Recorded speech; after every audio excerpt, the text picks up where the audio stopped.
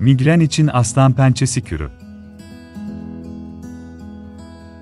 Doğal Kürler kanalımıza hoş geldiniz. Bugünkü videomuzda, özellikle stresli bir hayat süren ve hassas kişilikli kişilerde gördüğümüz migren hastalığı için bir kür önerimiz bulunuyor. Migren atakları başladığında, hakikaten hayatımızı yaşanmaz bir hale getirmekte, yaptığımız her türlü işe odaklanmamızı engellemekte, ağrı şiddetine göre bazen yataktan bile çıkamaz hale getirmektedir. Sayın Saraçoğlu'nun migren hastaları için önerdiği bu küründe, aslan pençesi bitkisinden faydalanacağız. Burada kullanılacak aslan pençesinin yaprak kenarları düz olup, testere dişli aslan pençesi ile karıştırılmamalıdır.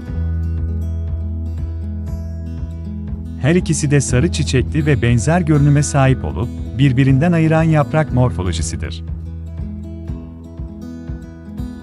Kaynamakta olan bir bardak su içerisine, bir tatlı kaşığı kurutulmuş aslan pençesi bitkisi atılır. Ağzı kapalı olarak, kısık ateşte 10 dakika kadar demlenir.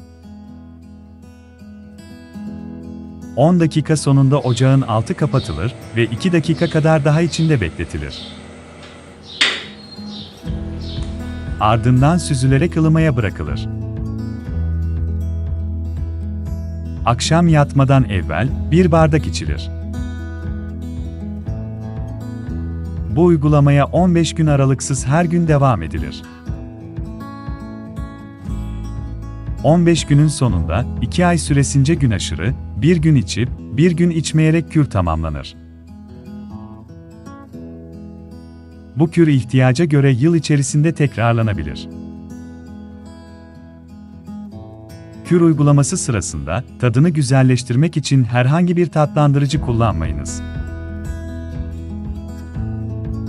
Yatmadan önce içmek konusunda zorlanırsanız, akşam yemeklerinden 2 saat sonra da içebilirsiniz. İzlediğiniz için teşekkürler.